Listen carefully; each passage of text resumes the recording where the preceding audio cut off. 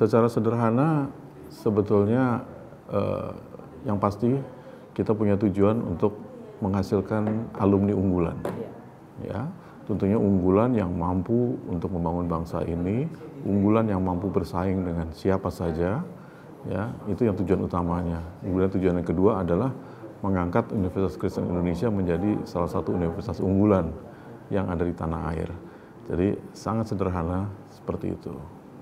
Terus Pak, mau dijelaskan Pak bagaimana sih pola leadership yang Bapak ingin dikembangkan di universitas ini Pak?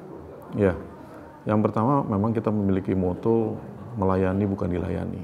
Ya. Kemudian kita juga punya nilai-nilai yang ditanamkan dalam universitas ini. Ada 5 nilai.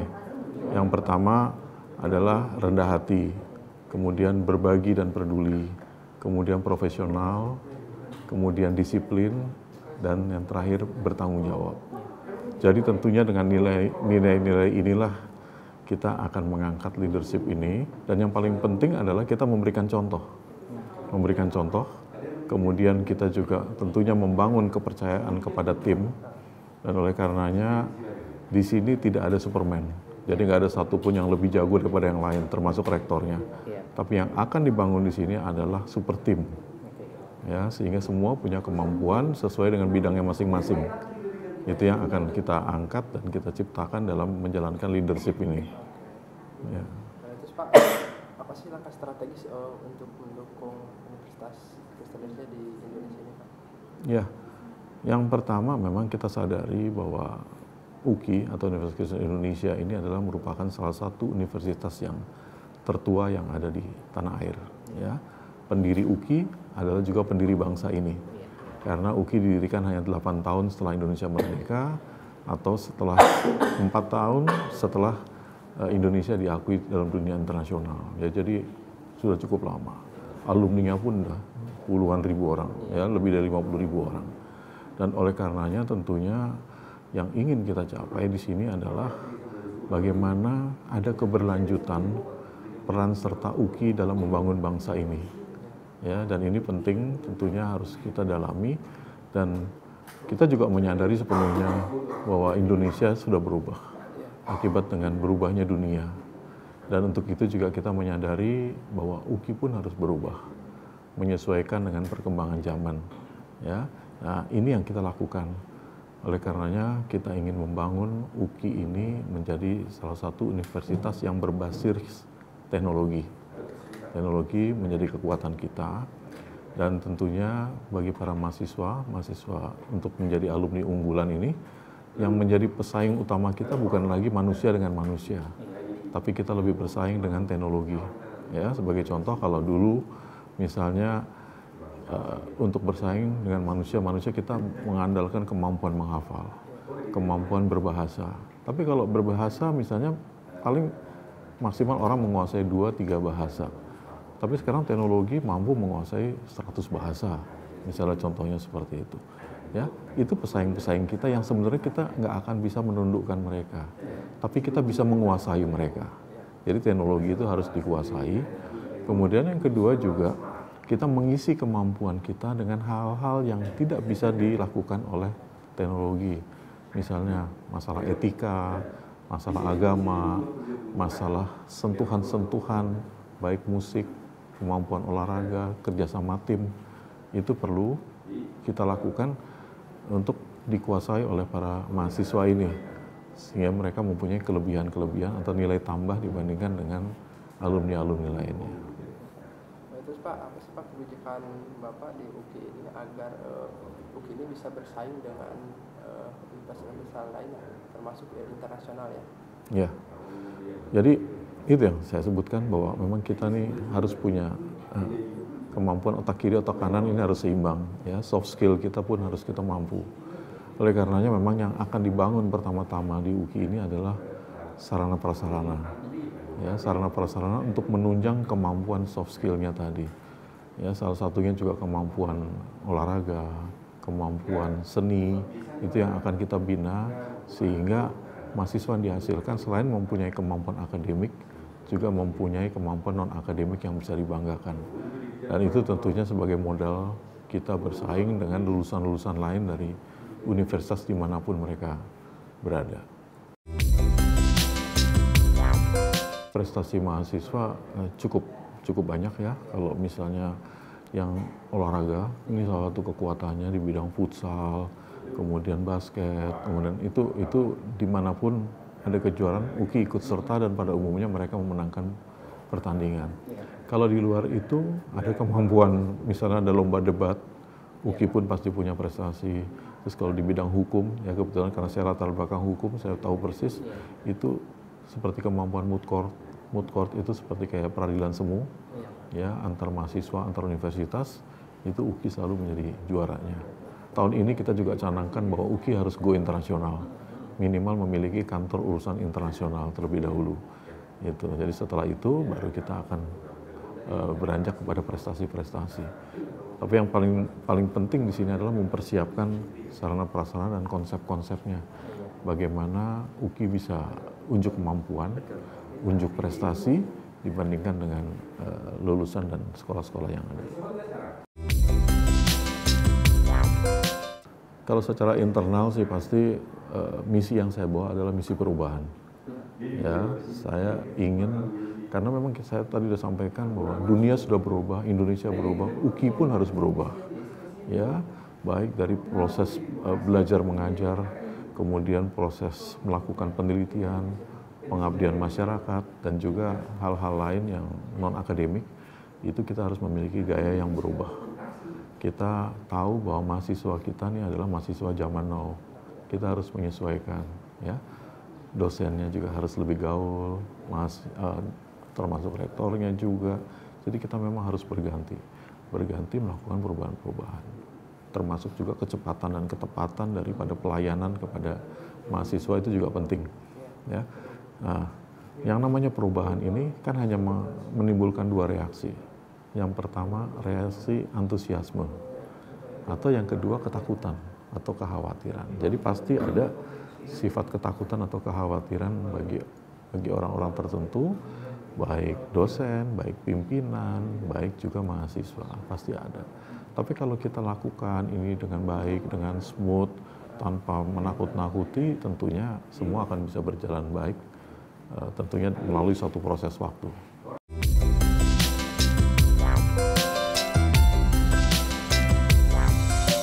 Tenaga pendidik dan kependidikan kita lebih dari 500 orang, ya. Kemudian sekitar 200 orang diantaranya adalah dosen. Dari dosen-dosen ini sekitar 25 orangan itu memang guru besar. Itu yang lainnya ya tentunya dosen yang S2 atau S3. Kita memang nggak ada dosen S1, jadi minimal S2 atau S3.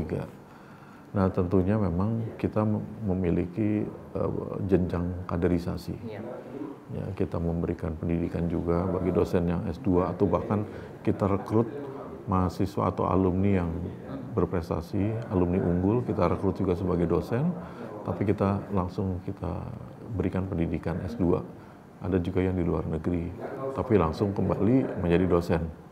Karena memang kedepannya ini kalau kita ingin memiliki bangsa yang baik, bangsa yang berkualitas, tentunya kekuatannya justru ada di dunia pendidikan.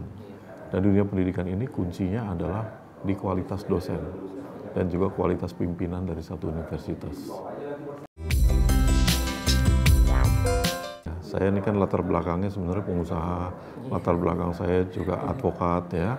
Tiba-tiba saya masuk ke dunia pendidikan, walaupun sebenarnya saya ngajar sih dari dulu, gitu ya. Tapi tentunya obsesi menjadi rektor satu pertanyaan besar. Gitu.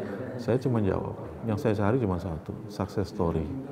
Itu tentunya pada era ini saya mengharapkan bahwa UKI mencapai prestasi, UKI menjadi universitas unggulan, ya tentunya, dan itu semua akan bisa dilakukan apabila semua sistem sudah kita taruh, kemudian kita sudah berjalan sesuai dengan di relnya.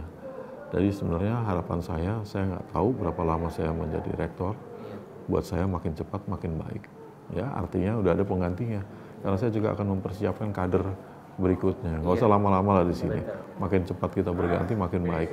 Karena dimanapun kan sifatnya memang harus dinamis.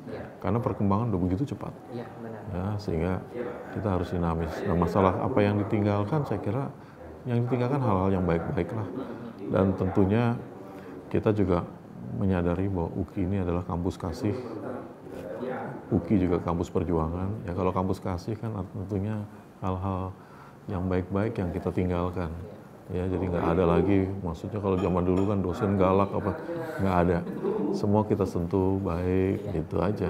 Makanya kalau dosen zaman now kan pasti beda lagi dengan dosen zaman dulu. Gitu. Kalau secara khusus sih saya kira hampir nggak ada ya, nggak ada. Jadi pengertiannya begini, saya hanya mengagumi orang yang konsisten, kemudian komit dengan apa yang harus dia lakukan, dan rasanya memang inspirator saya bisa berubah-berubah karena memang sifat orang juga berubah-berubah. Jadi untuk hal tertentu dia memang jadi favorit saya, tapi hal lain saya juga tentunya bisa berubah. Nah kalau saat ini tentunya saya termasuk pengagum dari Pak Jokowi, ya karena dengan kesederhanaan dia, kemudian dia memiliki satu keberanian yang luar biasa. Dan dalam menyelesaikan setiap permasalahan dia sangat sederhana sekali. Dia nggak perlu berpikir panjang, tapi yang dia pikirkan hanya yang pendek aja. Karena apapun langkah yang akan dia lakukan selalu mengandung risiko. Sehingga yang paling penting adalah melangkah. Nanti ketahuan risikonya apa. Tapi kalau kadang-kadang, apalagi orang yang akademisi biasanya rata-rata mikirnya kepanjangan. Oh, sebab, akibat, risiko panjang sekali. Itu kemudian analisanya, SWOT, strength-nya apa, weakness-nya apa, opportunity-nya apa, threat-nya apa, terlalu panjang lebar. Sementara ya, tipikal-tipikal seperti Pak Jokowi ini sederhana sekali. Sederhana sekali. Yang penting just do it. Lakukan aja, mulai aja dari sekarang. Dan saya pun juga berusaha untuk melakukan hal-hal yang sangat sederhana aja. Lakukan aja depan mata. Nanti ada risikonya. Ada yang setuju, ada yang nggak setuju. Nggak apa-apa. Yang penting kita bersihkan hati kita, kemudian lakukan sesuai dengan apa yang jadi rencana. Karena kita tahu kita mau kemana. Kadang-kadang kita terpaksa harus belok kiri dulu. Balik lagi ke rel lagi. Mungkin itu. Tapi kalau secara khusus siapa orangnya, saya kira agak sulit ya, karena Pak Jokowi juga nggak sempurna, pasti ada kalanya saya setuju, ada kalanya saya nggak setuju juga. Itu jadi saya nggak bisa menyebutkan siapa inspirator saya, tapi saya berusaha menginspirasi banyak orang juga, yang paling penting itu. Jadi saya inspirasi semua, kamu bisa. Kalau saya bilang bisa, kamu pasti bisa. Lakukan, seperti itu. Pak, bisa ceritakan sedikit, tadi kan Bapak bilang bahwa awal mulanya Bapak bukan ingin jadi rektor kan Pak, cuman apalagi mengajar, kemudian pengusaha. Bisa ceritakan sedikit Pak, sampai ke apalagi proses itu? Ya. Jadi sebenarnya dari muda saya berpikir yang paling penting saya melakukan yang sebaik-baiknya apa yang jadi tugas saya, kemudian ada manfaatnya bagi banyak orang. Nah, makanya yang pertama saya pikir, wah dunia usaha nih. Dunia usaha, punya perusahaan, punya karyawan, kemudian menghasilkan produk yang bisa dimanfaatkan oleh banyak orang. Itu yang saya lakukan. Kemudian dalam perjalanannya saya pikir, saya kan sarjana hukum, kemudian saya jadi bikinlah kantor hukum. Ya, tentunya dengan warna yang agak berbeda. Kemudian saya menempuh pendidikan sampai S3, hanya untuk meningkatkan kualitas diri sebetulnya. Tapi pada saat udah S3, kemudian saya merenung, ini yang di Indonesia ini yang berpendidikan sampai dengan doktor, kan hanya sekitar 0,35%, nggak sampai 0,5%. Gitu. Terus kenapa saya cuma egois memikirkan diri saya sendiri? Nah akhirnya saya mulailah mengajar, membagikan ilmu. Nah pada saat mengajar, tiba-tiba rektor pada saat sebelum saya itu minta saya jadi ketua program studi, ada magister ilmu hukum, kemudian tiba-tiba jadi direktur pasca sarjana, kemudian jadi wakil rektor, dan terakhir jadi rektor. Itu semua memang nggak sampai satu kepengurusan, jadi baru 1,5 tahun udah naik lagi, 1,5 tahun naik lagi. Baru 6 bulan tiba-tiba jadi rektor. Jadi itu saya lakukan tanpa punya saya ambisi tertentu sebetulnya. Tapi saya hanya berusaha melakukan yang terbaik. Ya, kalau sekarang ya Tuhan percayakan ini, saya menganggap bahwa jabatan itu adalah amanah. Maka yang paling penting saya lakukan dengan baik, semaksimal yang saya bisa. apapun hasilnya tentunya ya nanti masyarakat yang akan menilai. Jadi memang Bapak mau mulai karir untuk dosen di sini ya Pak ya? Tidak di lain tempat? Pernah di lain tempat juga, tapi yang dosen tetap di sini. Oh, Dosen tetap di sini sampai sekarang sih. Adalah ya ada 3 kata yang saya kagumi: iman, ilmu, amal. Ya, jadi artinya ya kita harus punya satu kepercayaan, keyakinan. Yang pertama tentunya kepada Tuhan Yang Maha Kuasa, kemudian tentunya mengimani sesuatu apa yang kita lakukan akan berhasil. Kita mengimani juga apa yang kita lakukan adalah hal yang baik. Nah, itu bicara iman. Kemudian ilmu, bahwa kita memang punya tugas sampai kapanpun selama Tuhan masih kita sehat, tentunya untuk belajar. Jadi mudah-mudahan dengan belajar artinya kinerja kita pun akan lebih maksimal dan hasilnya pun akan lebih baik. Itu. Kemudian apapun yang ilmu yang kita miliki tentunya harus kita amalkan bagi masyarakat banyak. Ya, makanya saya punya beragam profesi, kaitannya cuman saya merasa bahwa usia manusia itu terlalu terbatas. Ini sekarang saya udah menjelang 60 misalnya. Ini udah rasanya udah injury time nih. Apalagi yang harus saya kerjakan, kan itu intinya. Kalau enggak nanti keburu Tuhan panggil saya belum siap. Gitu. Dan saya terus terang saya terinspirasi atas satu lagu rohani yang bilang bahwa ini kesempatan hidup. Lakukanlah dengan maksimal. Itu bagaimana caranya untuk bisa bermanfaat bagi orang lain selama kita masih dikasih hidup yang sehat. Saya selalu menanamkan dalam diri saya bahwa jabatan itu adalah amanah. Ya. Kemudian pantang buat kita juga untuk mengejar jabatan. Jadi kita kejar, kemudian menghalalkan segala cara, kemudian juga istilahnya mengeluarkan dana yang berlebihan untuk memperoleh satu jabatan. Itu pantang.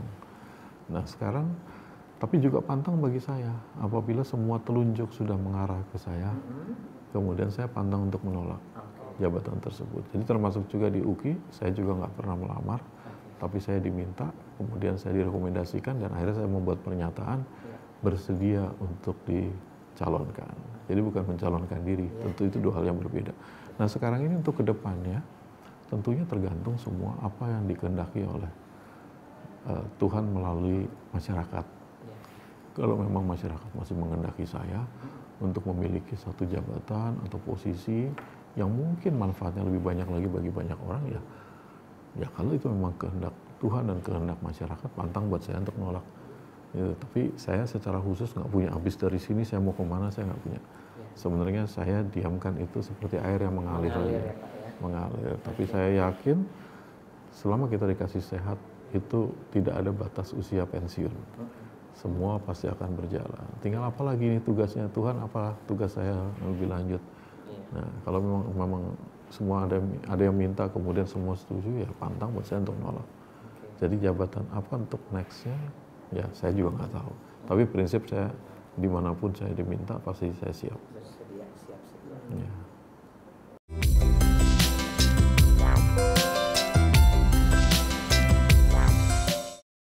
Yang paling penting sebetulnya saya berusaha untuk komit. Kalau udah janji ya janji, harus ditepati ya. Cuman ada kadang-kadang janji yang tiba-tiba mendadak. Ya seperti kayak kemarin itu tiba-tiba Pangdam Jaya tetangga mau datang ke sini. Ya kalau saya nggak ada di sini kan rasanya aneh. Seperti itu. Jadi hal-hal seperti itu yang mungkin agak sulit. Tapi saya berusaha untuk konsisten, untuk paling tidak bagaimana caranya membagi waktu dengan baik. Kalau keluarga buat saya itu utama. Ya hanya memang karena anak-anak saya juga udah besar, saya udah punya cucu. Jadi sebenarnya saya lebih sering berdua sama istri saya. Gitu. Jadi ngisi waktu berdua. Anak saya yang satu sudah menikah, udah punya 2 anak, yang satu lagi di Belanda. Gitu. Jadi 2 putra-putri ya Pak? 2 putri-putri. Oh 2 Putri-putri. Jadi kalau keluarga mungkin lebih ke keluarga besar. Saya masih punya ibu gitu ya. Ya itu pun saya usahakan seminggu sekali saya ke rumahnya. Ya kita bagilah. Jadi sebenarnya hari Minggu pun saya udah langsung punya jadwal gini gitu. Jadi memang saya membiasakan diri ya istirahat ya cukup malam aja. Ya, itu kan ritme. Bahkan saya juga tetap berusaha untuk misalnya olahraga sepedaan. Itu hari Sabtu saya isi olahraga sepedaan. Terus kemudian saya jujur waktu mudanya memang saya suka gaul, suka bergaul, suka ini. Nah itu komunitas itu tetap saya pelihara. Saya kan juga dulu misalnya saya sebelum masuk ke dunia pendidikan, saya tuh doyan organisasi sebetulnya. Apa aja Pak? Jadi kalau dari SD itu yang namanya ada pasti ketua kelas terus tuh. Ya. Dari kelas 3 SD, kelas 4, kelas 5 ketua kelas. Kemudian SMP ketua OSIS. SMA begitu juga. Terus kemudian kuliah. Terus kemudian kalau di organisasi, saya yang pantang cuma organisasi politik. Saya nggak mau. Gitu. Jadi buat saya pengen independen aja. Iya. Jadi kalau organisasi profesi, karena saya pengusaha, saya mantan ketua umum HIPMI Jakarta, Himpunan Pengusaha Muda Indonesia. Terus kemudian saya mantan ketua umum Himpunan Pengusaha Pribumi Indonesia. HIPI ya Pak ya? HIPI. Terus di Kadin saya masih ketua Dewan Pertimbangan Kadin DKI. Oh, DKI. Nah, semua DKI. Semua DKI. Terus kemudian kalau di advokat, saya mantan ketua Pradi Jakarta Utara, Perhimpunan Advokat Indonesia Jakarta Utara. Terus kemudian ya masih banyak lagi organisasi-organisasi dan hampir setiap kealumnian saya pasti saya jadi pengurus. Di UKI pun saya mantan ketua umum Ikatan Alumni UKI. Itu dua periode sebelum sekarang. Saya nggak terlalu suka yang eksklusif gitu ya, tapi kalau sepeda ya, sepeda ya. Dulunya saya pemain basket, itu dari SMP, SMA, kuliah tuh basket terus kerjaannya. Sebenarnya itu kan olahraga murah meriah, gitu ya. Ya kalau misalnya lari oke, gitu ya. Cuman kalau lari ini kan beban berat saya, badan juga udah nambah terus. Nah itu berat buat lutut saya, jadi saya pilih sepeda. Kalau sepeda tuh lebih masuk di akal. Kalau musik saya cuma menikmati aja, menikmati musik, penikmat musik aja. Dan itu segala jenis lah ya. Terus kalau traveling suka, terus apa lagi ya. Sebenarnya hampir semua jenis olahraga juga saya suka, makanya. Karena apa? Olahraga ini mengajarkan kita untuk sportif. Olahraga ini mengajarkan kita untuk bisa bekerja sama satu dengan lainnya. Atau menjadi orang yang egois pun bisa melalui olahraga. Sebetulnya kan gitu. Jadi saya banyak mendalami filosofi daripada arti berolahraga. Selain itu untuk kesehatan, untuk perlombaan. Tapi ternyata setiap olahraga itu punya filosofi yang berbeda-berbeda.